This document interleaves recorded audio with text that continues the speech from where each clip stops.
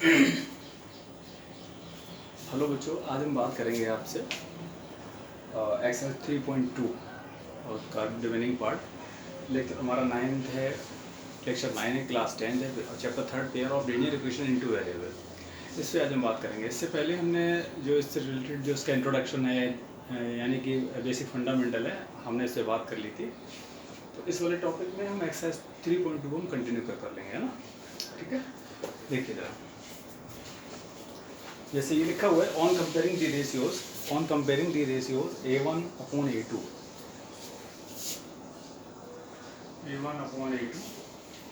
comma b1 upon b2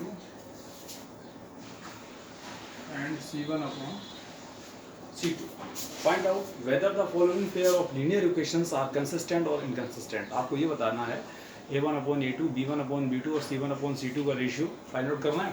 उसके बाद में आपको ये बताना है कि सिस्टम जो हमारा दिया गया है, the following pair of linear equations are consistent है कि इनकंसिस्टेंट है। तो हमने आपको बताया था इसमें तीन कंडीशन आपके पास होती हैं। a1 upon a2 is not equal to b1 upon b2, unique solution होता था, सिस्टम हमारा कंसिस्टेंट होता था।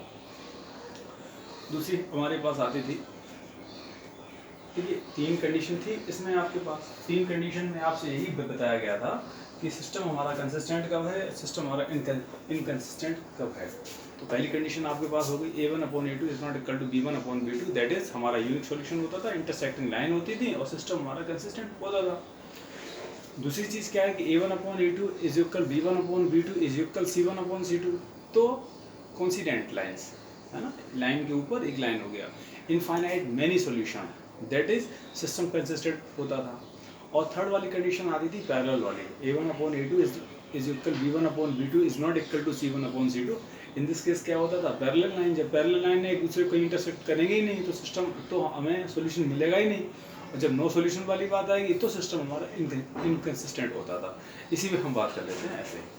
तो देखिए जरा इसका फर्स्ट वाले पार्ट से आपसे कह रहे हैं कि 3x + 2y is equal 5 and 2x - 3y is equal 7 हो गया। देखिए इससे बेटा हम देखेंगे कैसे इसे, इसका जो फॉर्मेट हम बनाएंगे वो आपका यही बनाएंगे, ax + by + c = 0 वाला।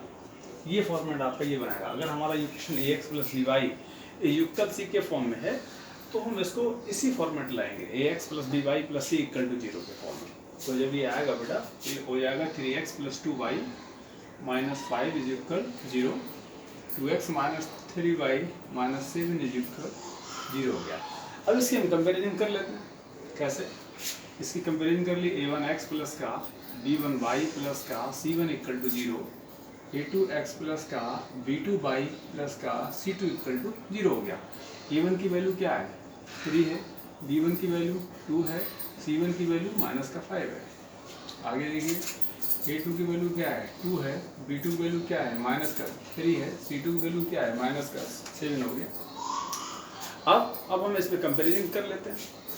तो सबसे पहले हम ये देखते हैं कि a1 अपॉन a2 बेटा क्या है, a1 ये a2 ये है, 3/2 आ गया। b1 अपॉन b2 2 ये है और -3 ये है। क्या ये आपस में इक्वल है, नहीं है। तो अब क्या लिखेंगे, here a1 upon a2 is not equal to b1 upon b2। जब नहीं है तो इसका मतलब क्या होगा, इंटरसेक्टिंग लाइन होगी। इंटरसेक्टिंग लाइन होगी तो इसका मतलब ये क्या होगा, यूनिक सॉल्यूशन होगा। यूनिक सॉल्यूशन होगा तो यूनिक मतलब वन सॉल्यूशन होगा, तो हमारा सिस्टम कैसा होगा, कंसिस्टेंट होगा। तो यहाँ पे जो आप रिपोर्ट लगाएंगे क्या लगाएंगे, आप रिपोर्ट लगाएंगे hence the pair of linear equations is consistent, hence the pair of linear equations is consistent, है ना। ये हमारे पास होगी। क्वेश्चन नंबर 3 का सेकंड पार्ट में बात करते हैं। क्वेश्चन नंबर 3 का सेकंड पार्ट,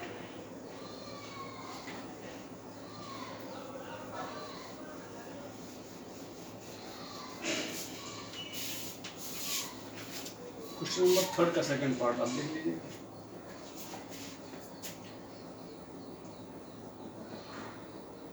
ये लिखा है 2x - 3y is equal 8 and 4x minus 6y equal 9 हो गया।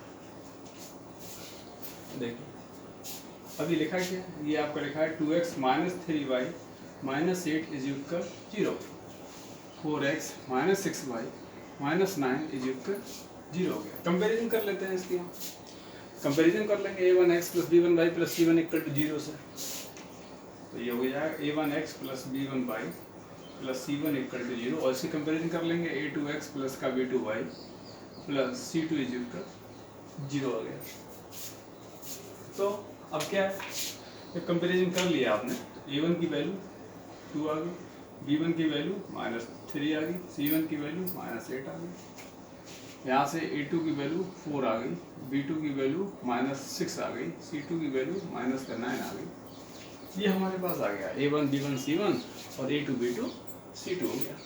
अब हम देख लेते हैं a1 अपॉन a2। देखिए a1 upon a2 is equal 2 upon 4 that is 1/2 आ गया।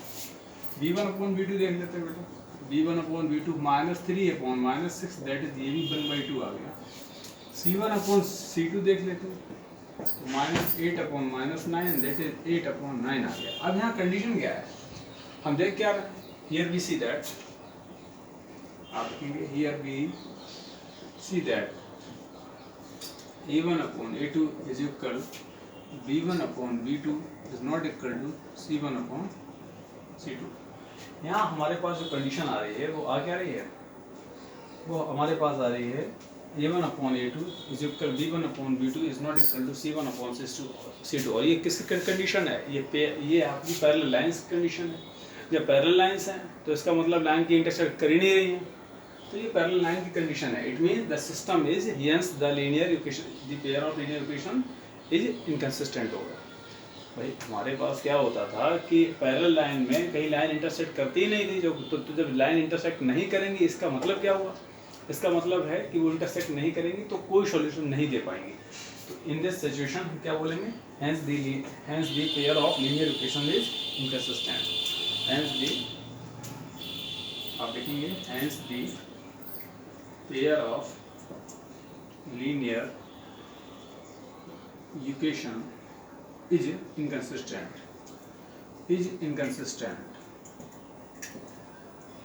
ये आपका हो गया। क्वेश्चन नंबर थर्ड पार्ट पे हम बात करते हैं आपसे। देखिए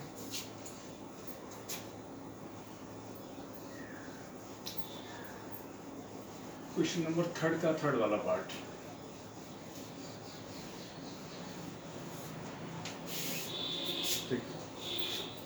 लिखा है आपके पास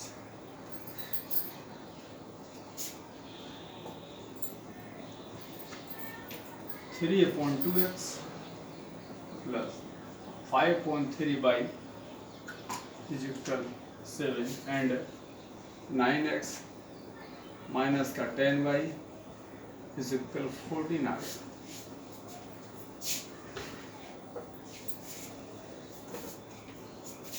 देखिए ये इसका है, कौन सा पार्ट है, ये इसका क्वेश्चन नंबर थर्ड वाला पार्ट। देखिए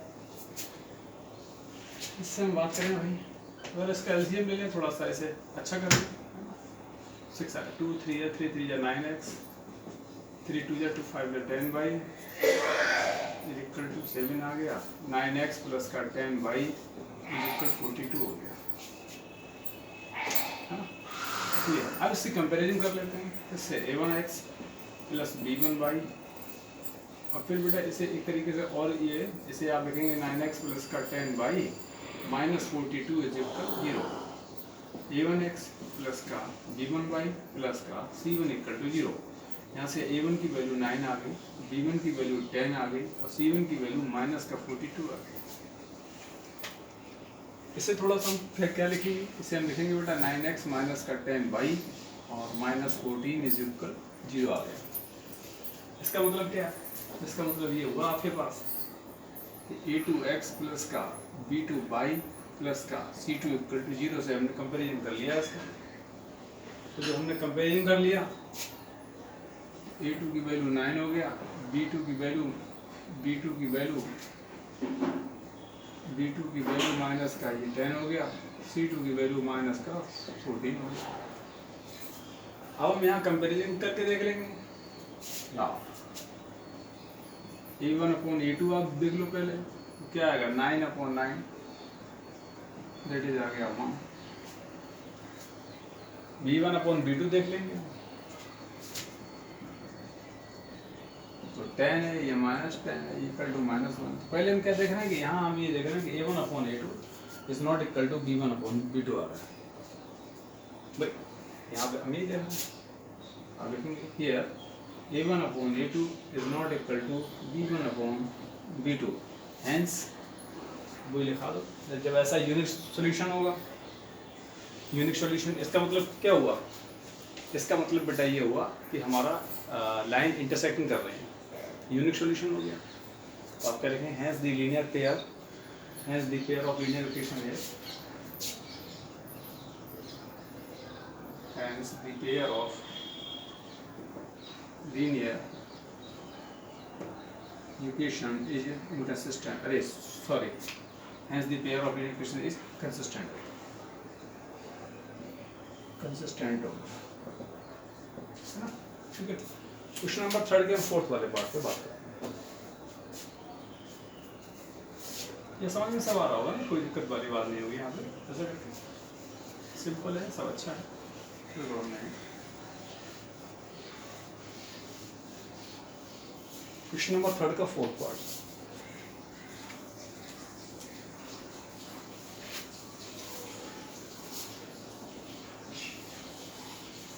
ये लिखा है बेटा 5x minus 3y equal 11 and क्या लिखा है माइनस का 10x plus 6y equal minus का 22।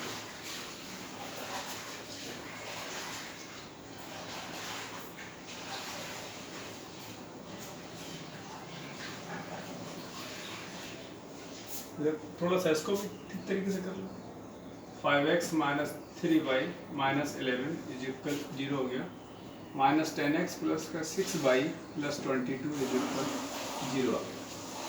इससे हम कंपेरिजन कर लेंगे बेटा, a1x प्लस का b1y plus c1 equal to 0, a2x plus का b2y plus c2 equal to 0। अब a1 की वैल्यू 5 हो गई, b1 की वैल्यू माइनस का 3 हो गई, c1 की वैल्यू माइनस 11 हो गई, यहाँ a2 की वैल्यू माइनस का 10 हो गई, b2 की वैल्यू 6 हो गई, c2 की वैल्यू 22 हो गई। अब कंपेरिजन कर लेंगे हम, a1/a2 इज इक्वल 5/माइनस का 10 हो गया, माइनस 1/2 आ गया, b1/b2 हम चेक कर लेते हैं, माइनस 3/6 दैट इज माइनस का 1/2 आ गया, और c1/c2 is equal minus 11/22, 22 minus का 1/2 आ गया।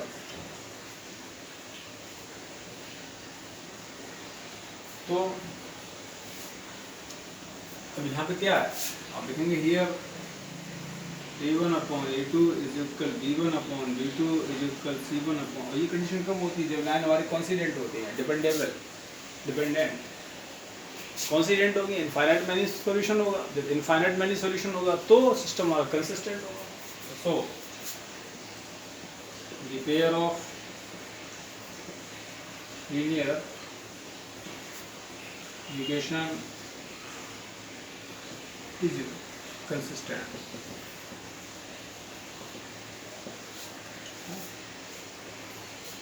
ये हमारे पास है।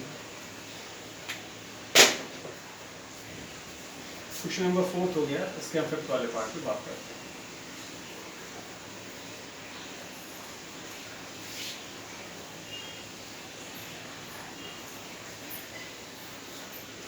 इसके हम 5th वाले पार्ट पे बात,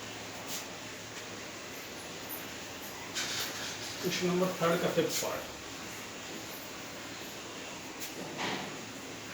4/3x plus 2y is equal 8 हो गया, और ये 2x प्लस का 3y इज इक्वल 22 हो, अरे सॉरी ये 12 हो गया।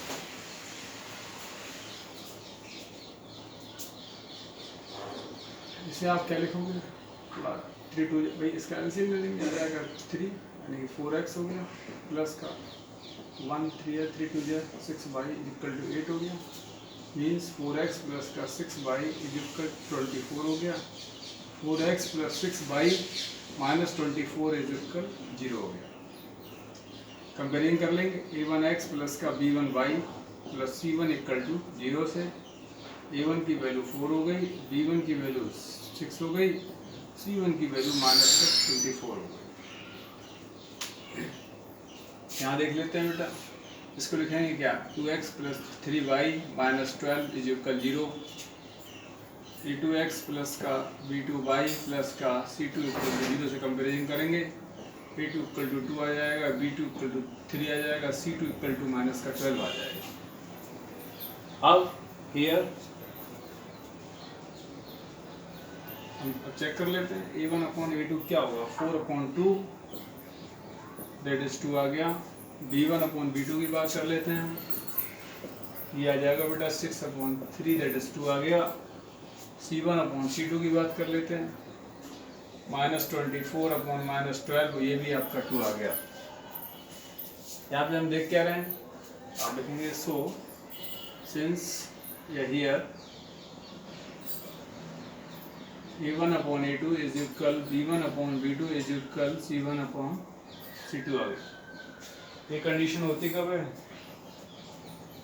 ये कंडीशन कब होती है, ये कंडीशन हमारी जब होती है जब हमारी लाइन कैसी होती है, कॉन्सिडेंट होती है, infinite many solution, that is आप क्या लिखेंगे, सो भाई आप लिख सकते हैं कॉन्सिडेंट लाइन, कॉन्सिडेंट लाइन की तो ये कंडीशन है ना, डिपेंडेंट,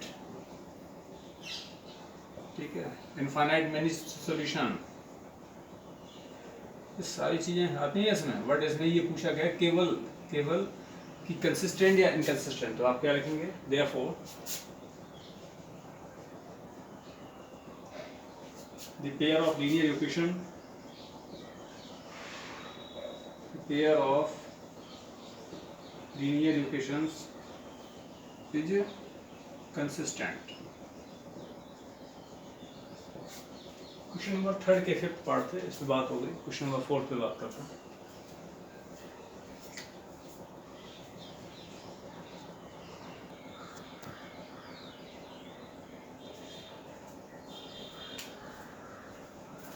हाँ बेटा, अब हम क्वेश्चन नंबर 4 पे बात कर लेते हैं आपसे। क्वेश्चन 4 आपसे कह रहा है, which of the following pairs of linear equations are consistent और इनकंसिस्टेंट। इसमें जो कौन सी जो लीनियर इक्वेशन है, मतलब पेयर ऑफ लीनियर इक्वेशन है, वो कंसिस्टेंट और inconsistent. If consistent obtain the solution graphically, अगर कंसिस्टेंट है तो हमारा सॉल्यूशन, तो आप हमें इसे ग्राफिकली सॉल्यूशन आप फाइंड आउट कीजिए। हाँ जैसे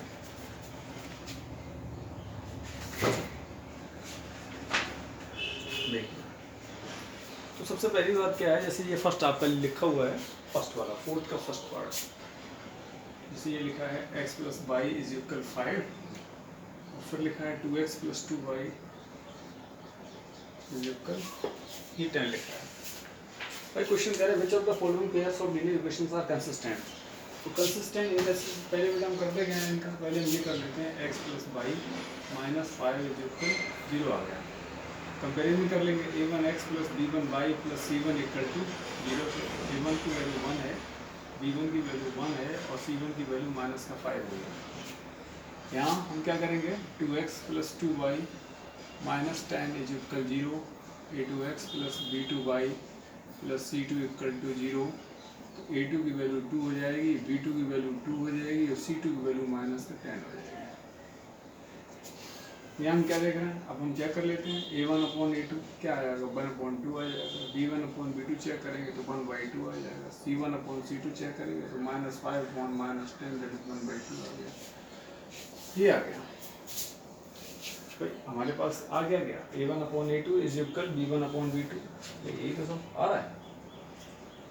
a1 upon a2 is equal b1 upon b2 is equal c1 upon c2 आ रहा है, आप देखेंगे यार, a1 upon a2 is equal b1 upon b2 is equal c1 upon c2। ये कब होता है, जब हमारी कॉन्सिडेंट लाइन होती है भाई, कॉन्सिडेंट लाइंस और कॉन्सिडेंट लाइन से तो क्या होगा, इनफाइनाइट मैनी सॉल्यूशन होंगे बेटा, इनफाइनाइट मैनी सॉल्यूशन होंगे। जो इनफाइनाइट मैनी सॉल्यूशन, तो सिस्टम हमारा कैसा होगा, कंसिस्टेंट होगा, सिस्टम हमारा कंसिस्टेंट होगा। अब क्वेश्चन यहाँ तक तो ये बता रहा था कि आप ये बताओ सिस्टम हमारा कंसिस्टेंट है कि इनकंसिस्टेंट है। अगर कंसिस्टेंट है तो आप ग्राफिकली सॉल्यूशन बताओ। तो अभी तो हमने ये बताया पाया कि सिस्टम हमारा कंसिस्टेंट है। अब ग्राफिकली पे हम इस पे काम कर लेते हैं। देखिए ग्राफिकली तो हमें इस पे काम करना है,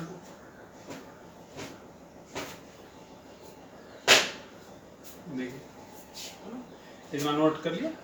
चलिए आगे देखते हैं। अब इसके बाद ग्राफिकली काम करते हैं। जैसे हम देख लेते हैं हमारी पहली इक्वेशन वो क्या है, हमारी पहली जो इक्वेशन है बेटा वो ये है x + y = 5। यहाँ से हम लिख सकते हैं y = 5 - x। ओके, अब देखो आगे ये x हो गया, ये y हो गया। अगर हम x की वैल्यू 0 ले लें तो y की वैल्यू 5 आ जाएगी, और y की वैल्यू 0 ले लें, भाई यहाँ पे 0 आपने ले लिया तो 0 = 5 - x हो गया, यानी x की वैल्यू 5 आ जाएगी। ठीक, ये आपके पास इट मीन्स क्या है, इसकी जो हमारी ग्राफ बनेगा वो इस टाइप से आएगा कुछ। जैसे हमने मान लिया ये x एक्सिस है, ये y एक्सिस है, ये x डैश है और ये y डैश 0 हो गया। तो 1 2 3 4 5 1 2 3 4 5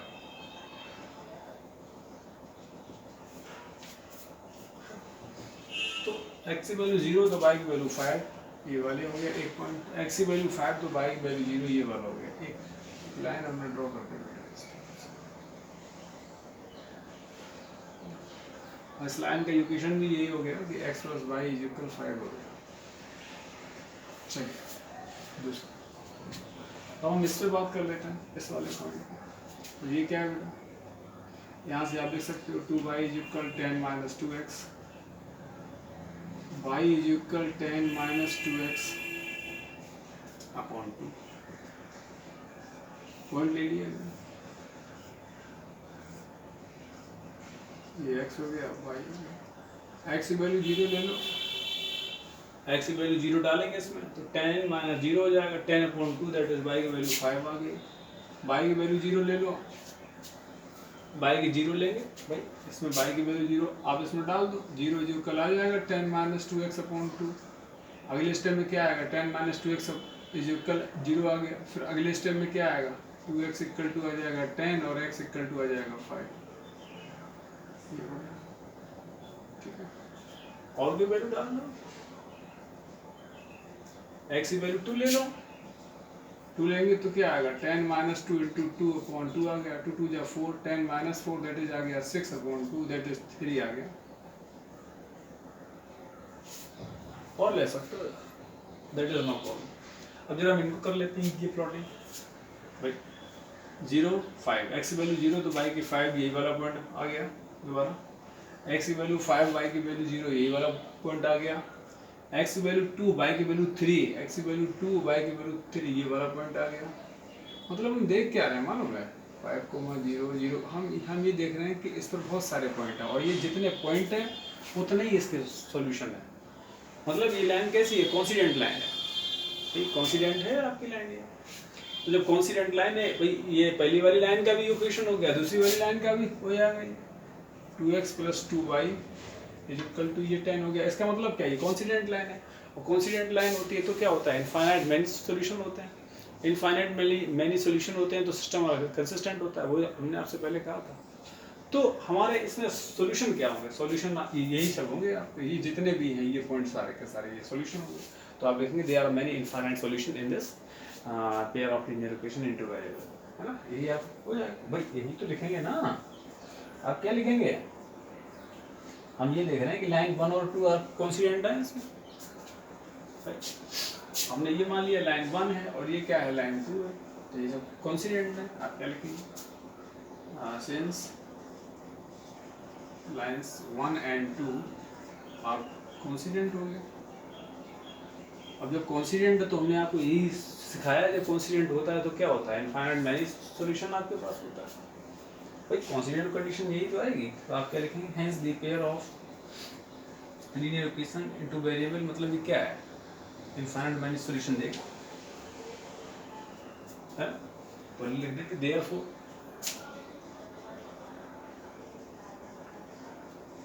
equation first and second have infinite many solution, infinite many solution।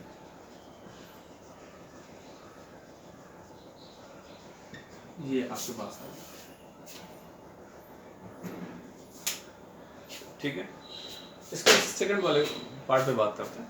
ये आपको हो गया भाई, ये लाइन जब हमारी कॉन्सिडेंट है बेटा, तो कॉन्सिडेंट में क्या कंडीशन होती थी आपके पास, कॉन्सिडेंट कंडीशन ये होती थी कि पॉइंट हमारा infinite many solution means a1 upon a2 is equal b1 upon b2 is equal c1 upon c2 dependent होता था, इनफाइनाइट मैनी सॉल्यूशन होते थे। जितने पॉइंट हैं ये सब आपके सॉल्यूशन ही तो हैं। और कोई ले लो, x वैल्यू 3 ले लेंगे इसमें, तो क्या आ जाएगा 2 3 या 6, तो 10 माइनस 6 यानी 2 आ जाएगा, तो y की वैल्यू 2 आ जाएगा। एक पॉइंट अगर आप और भी लेना चाहो तो ले सकते हो, x की वैल्यू 3 होगी तो y की वैल्यू 2 हो जाएगी। तो ये सब को ये सॉल्यूशन क्या है, जितने भी इस लाइन पर पॉइंट होंगे वो सारे इस लाइन के क्या होंगे, इस इक्वेशन के, इन दोनों इक्वेशन के सॉल्यूशन होंगे। तो इसका मतलब क्या होगा, इनफाइनाइट मैनी सॉल्यूशन आएगा इसका रिजल्ट, है ना। तो आप वो लिखा है therefore equation 1 and 2 have infinite many solution आ गया, समझ में आ गया। हाँ ऐसे ही होता है। ठीक, फोर्थ का second part, question number fourth के हम सेकंड पार्ट में बात कर लेते हैं बेटा। सेकंड पार्ट हमसे ये बोल रहे हैं, ये लिखा है, पहले तुम्हें चेक करना है ना, ये लिखा है x minus y is equal 8 हो गया, और 3x minus 2y 3x minus 3y is equal 16। Question हमसे पहले ये कहा गया, which of the following pair of linear equations are consistent or inconsistent? If consistent, then obtain the solution graphically। तो पहले consistent inconsistent की बात कर लेते हैं। इसको लिखेंगे x minus y minus 8 equal to 0। That is अगर कंपैरिजन करेंगे तो a1x plus b1y plus c1 equal to 0 आ गया। a1 की वैल्यू 1 आ गई, b1 की वैल्यू माइनस 1 आ गई, c1 की वैल्यू माइनस 8 आ गई।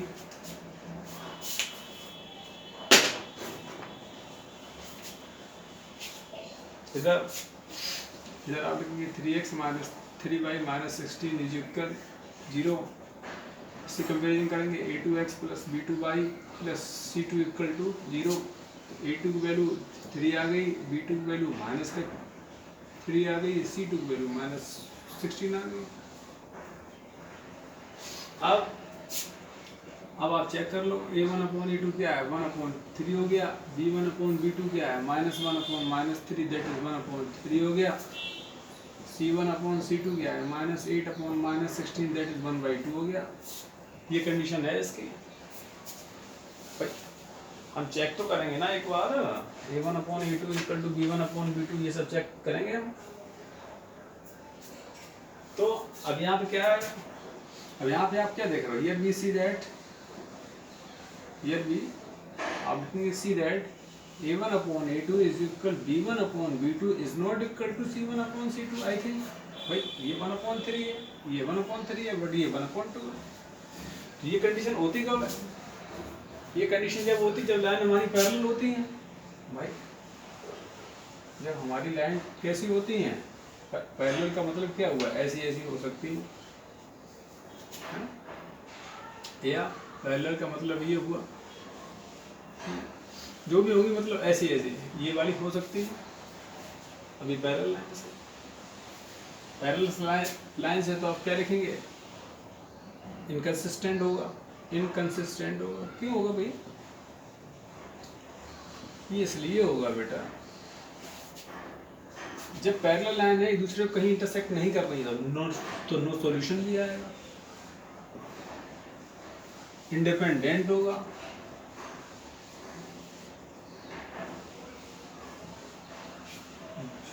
यही तो आएगा सब।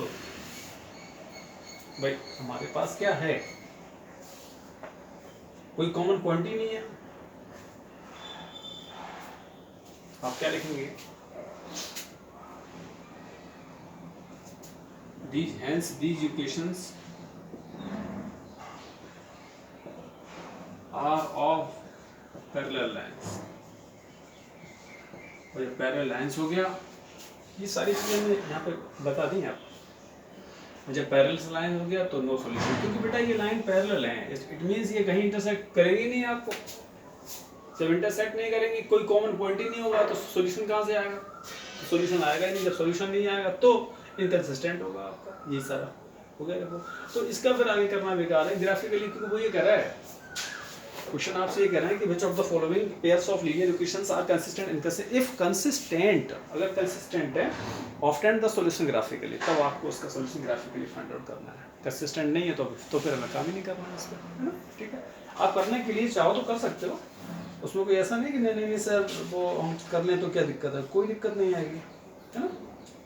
तो ये पैरेलल लाइंस आपकी होगी, है ना?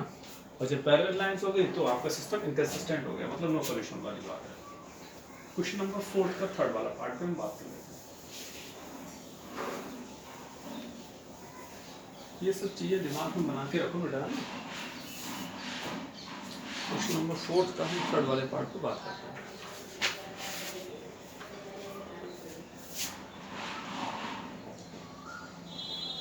To x plus y minus 6 is equal 0, और ये दूसरा है 4x minus 2y minus 4 is equal 0 आ गया। देख लो बेटा, कंपैरिजन कर लेंगे इसकी। a1x प्लस क्लियरिटी आ रही है ना सर, कोई दिक्कत तो नहीं है? हाँ ठीक है, कोई प्रॉब्लम नहीं है।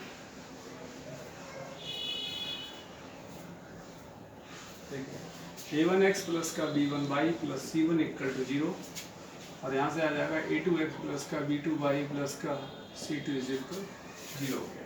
कंपेरिजन कर लेंगे बेटा, a1 की वैल्यू 2 आ गई, b1 की वैल्यू 1 आ गई, c1 की वैल्यू माइनस का 6 आ गई। यहाँ से a2 की वैल्यू 4 आ गई, b2 की वैल्यू माइनस 2 आ गई, c2 की वैल्यू माइनस का 4 आ गई। यही सब आ गया। अब हम देख लेते हैं a1 अपॉन a2 क्या है, हम चेक कर लेते हैं। तो 2/4 दैट इज 1/2 आ गया, b1 upon b2 is equal 1 minus का 2 आ गया, और c1 अपॉन c2 जो हमने लिया माइनस 6 अपॉन माइनस का 4 that is 6 upon 4 that is 2 3 ये। मतलब क्या देख रहे हैं हम यहाँ पे, यही देख रहे हैं कि a1 upon a2 is not equal to b1 upon b2 हो गया। भाई इन दोनों से ही पता कर लिया, उसको निकालने की आवश्यकता थी। तो जब a1 upon a2 is not equal to b1 upon b2 आ गया, इसका मतलब क्या है? लाइन कैसी है? इंटरसेक्टिंग लाइन है। रिपोर्ट इसकी होगी इंटरसेक्टिंग लाइन।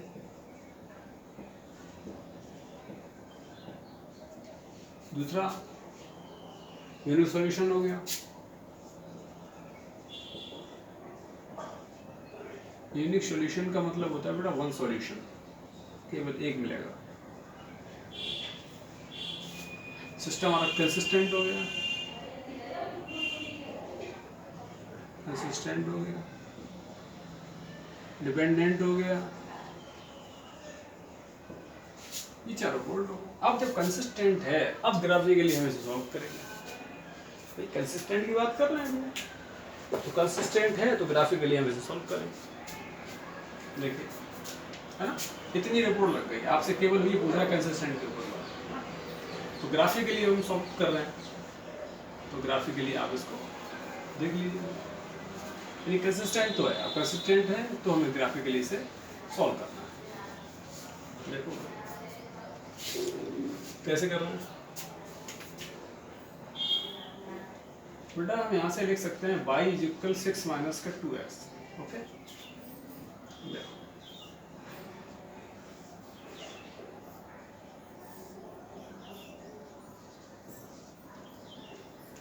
x की वैल्यू 0 मान लेंगे तो y क्या आ जाएगी 6, और y की 0 मानेंगे तो 0 इज इक्वल आ जाएगा 6 माइनस 2x, यानी 2x इक्वल टू आ गया 6x इक्वल टू आ गया 3। x की वैल्यू 2 माने तो 2 2 जा 4 आ जाएगा, तो 6 माइनस 4 दैट इज ये आ गया 2 आ गया। भाई ऐसे ही तो आपके पास आ गया। देखिए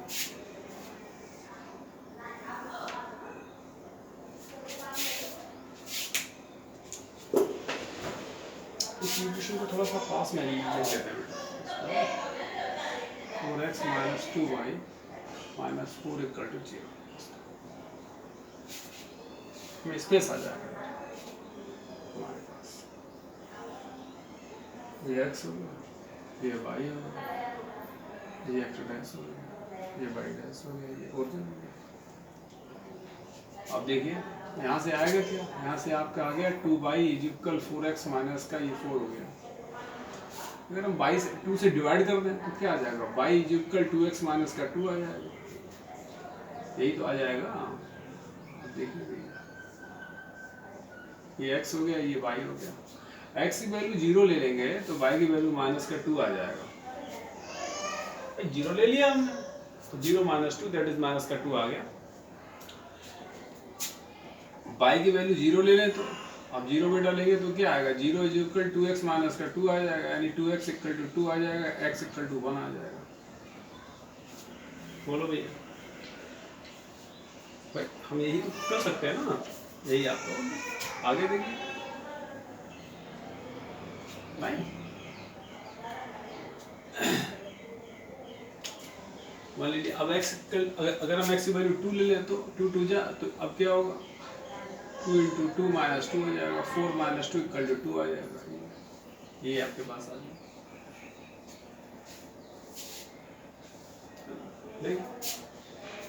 अब देखो अब ये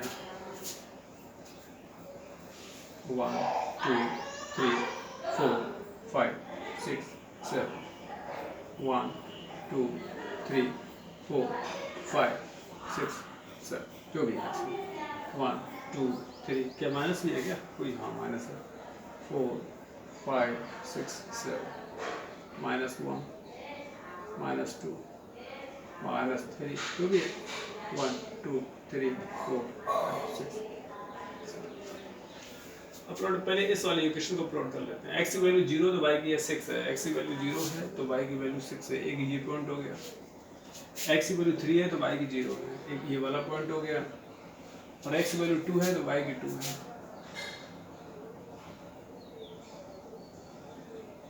एक ये वाला पॉइंट हो गया।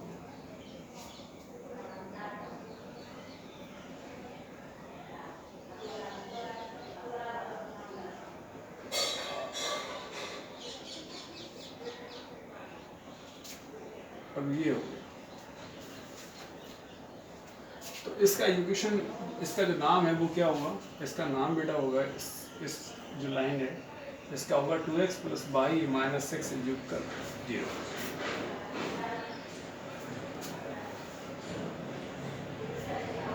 ये पॉइंट आप इसमें कर लेना, 0,6 इसके कोऑर्डिनेट हो गए, इसके 2,2 हो गए, इसके 3,0 हो गए, व्हाटएवर। अब इस पे आते हैं, x की वैल्यू 0 तो y की वैल्यू माइनस 2 है, x की वैल्यू 0 हो गई तो y की वैल्यू माइनस का 2 हो गई, x की वैल्यू 1 है तो y की वैल्यू 0 हो गई, ये हो गया, और x की वैल्यू 2 है तो y की वैल्यू 2, यही लाइन गई है आपकी ये वाली। और ये ग्राफ से बनेगा, ये सारे क्वेश्चन बड़ा ग्राफिंग के हैं, ग्राफ भी करना है आपको, है ना। ये आपकी लाइन है, इसके पॉइंट कौन 0, माइनस 2, ये इसके कोऑर्डिनेट हो गए 0, माइनस 2 हो गया, 1, 0 ये हो गया, और 2, 2 तो है। और इसका इक्वेशन क्या होगा बेटा, इसका इक्वेशन होगा 4x minus 2y minus 4 equal to 0। Question हमसे ये कह रहा था बेटा कि which of the following pairs of linear equations are consistent and inconsistent, तो इसका मतलब ये कंसिस्टेंट था ही पहले, तो if consistent obtains solution graphically. अब इसका ग्राफिकली सॉल्यूशन तो बेटा जब जिस पॉइंट पर दोनों लाइन एक दूसरे को इंटरसेक्ट कर रही हैं वही इसका सॉल्यूशन हो गया, दैट इज 2, 2 हो गया। 2, 2 क्या है कि इस लाइन को भी इन दोनों लाइन का ही कॉमन पॉइंट हो गया। भाई मेरी बात को थोड़ा समझने की आप कोशिश करें, बड़ा सिंपल लैंग्वेज में। इसका सॉल्यूशन क्या है भाई, a1/a2 is not equal to b1/b2 आया था, यूनिट सॉल्यूशन की बात कर रहा था, यानी वन सॉल्यूशन की बात कर रहा था, सिस्टम कंसिस्टेंट था हमारा। अब कंसिस्टेंट होता है तभी तो हम सॉल्यूशन का ग्राफिकली देखेंगे, तो हमारी हम क्या देख रहे हैं, लाइन 1 और 2, जैसे ये लाइन हो गई 1 आपके पास और ये हो गई आपके पास ये लाइन हो गई 2 हो गई। तो इसमें हम क्या देख रहे हैं कि 1 और 2 का जो कॉमन पॉइंट क्या है, इंटरसेक्टिंग पॉइंट क्या है, 2,2 है। तो जब ये 2,2 इन दोनों का कॉमन पॉइंट है तो वही इनका सॉल्यूशन होगा। भाई मेरी बात को समझ पा रहे हो ना आप क्या लिखोगे, इनका जो है इनका सॉल्यूशन क्या होगा, सॉल्यूशन ऑफ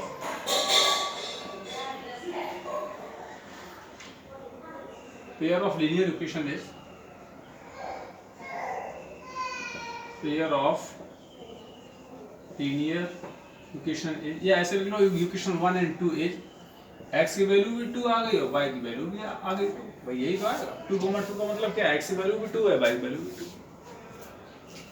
ठीक है,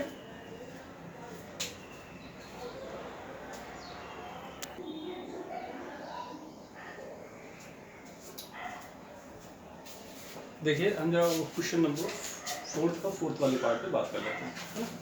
लिखा हुआ है 2x minus 2y minus 2 is equal 0 and 4x minus का 4y माइनस 5 इज इक्वल 0। ये है। तो सबसे पहले हम इसकी कंसिस्टेंटी हम चेक कर लेंगे। तो आप इसे लिखेंगे क्या, आप इसकी कंपेरिजन कर लेंगे a1x plus b1y plus c1 equal to 0 और a2x प्लस का b2y plus c2 equal to 0। a1 2 हो गया, b1 माइनस 2 हो गया, c1 आपके पास माइनस 2 हो गया, है ना। a2 आपके पास 4 हो गया, b2 आपके पास माइनस 4 हो गया, c2 आपके पास माइनस का 5 आ गया। पहले हम चेक करते हैं a1 upon a2 that is 2 upon 4 आ गया, 1/2 आ जाएगा। b1 अपॉन b2 की बात है तो b1 अपॉन b2 चेक कर लेते हैं, minus 2 upon minus 4 that is 1/2 आ गया। जो 1/2 ये भी है, 1/2 ये भी है।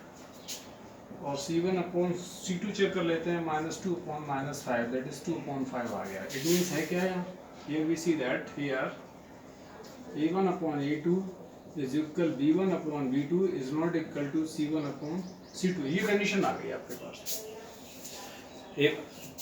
भाई a1 upon a2 is equal b1 upon b2 is not equal to c1 upon c2 आ गया। अब ये कंडीशन किसकी होती है भाई, ये कंडीशन किसकी होती है, ये आपकी पैरेलल लाइंस की होती है। ये कंडीशन आपकी, ये कंडीशन किसकी होती है, ये कंडीशन आपकी पैरेलल लाइंस की होती है। ये क्या है, इसका मतलब क्या हुआ, ये पैरेलल लाइंस हो गया, सिस्टम हमारा इनकंसिस्टेंट हो गया, इनकंसिस्टेंट हो गया, नो सॉल्यूशन हो गया, इंडिपेंडेंट हो गया, ये आ गया आपके पास। तो अब जब ये कंडीशन ही इसकी पैरेलल लाइंस की, और पैरेलल लाइंस होता क्या मतलब, पैरेलल लाइंस ये आपका है ऐसे। तो जब ये दोनों लाइनें का कोई कॉमन पॉइंट ही नहीं होगा, इंटरसेक्ट ही नहीं करेंगे, तो ये सॉल्यूशन देंगे कहाँ से, सॉल्यूशन होगा ही नहीं इनका, है ना। तो आप क्या लिखेंगे, ये जो लाइन इक्वेशन 1 एंड 2 है, do not give any solution because they are the pair of linear equation किसकी, ऑफ पैरेलल लाइंस। तो ये पैरेलल लाइन की इसलिए आपकी ये देंगे। चलिए क्वेश्चन नंबर अगले पे बात करते हैं।